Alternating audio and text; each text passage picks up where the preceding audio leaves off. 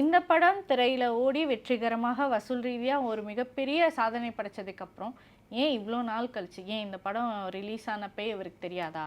ஏன் இப்போ வந்து கேஸ் போடுறாரு? இவர் வந்து விளம்பர ரீதியாகவோ இல்ல பண ரீதியாவுக்காக தான் இந்த ஒரு சரி, மோட்டிவுக்காக தான் பண இவர் ரீதியாகவே செய்யறாரு. வச்சுங்களேன். பல கோடி சம்பாரிச்சவங்க அவர் கேட்கறத கொடுத்துட்டு போக வேண்டியது தானே. ம். உங்களுக்கு புரிஞ்சுதா? இப்போ அது அந்த படம் லாஸு அப்படின்னா இவரே கேட்க போகிறதில்ல. ஓகே. கேட்பாரா? கேட்க. அவனே நட்டத்தில் பாவம் ஏன்னு விட்டுற போகிறாரு. 4 காசு சம்பாதிச்சு எனக்கு ஒரு காசு ஒரு பைசா 10 பைசா சம்பாதிச்சு எனக்கு ஒரு பைசா கொடுத்துட்டு போக வேண்டியதானாங்கிறேன். ம். நீங்கள் தொழில் ரீதியாகவே வாங்க.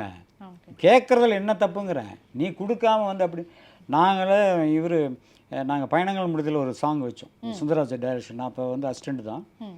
ஏ ஆத்தா ஆத்தோ ரமா ஓகே. வாரியா ஃபேமஸான சாங். பாட்டு. அந்த பாட்டை வந்து இளையராஜா வந்து இதே யுவன் சங்கர் ராஜா வேற ஒரு ஆமா. பேக்ரவுண்ட் மியூசிக் கொஞ்சம் மாற்றி வேறு ஸ்டைலில் பண்ணார்.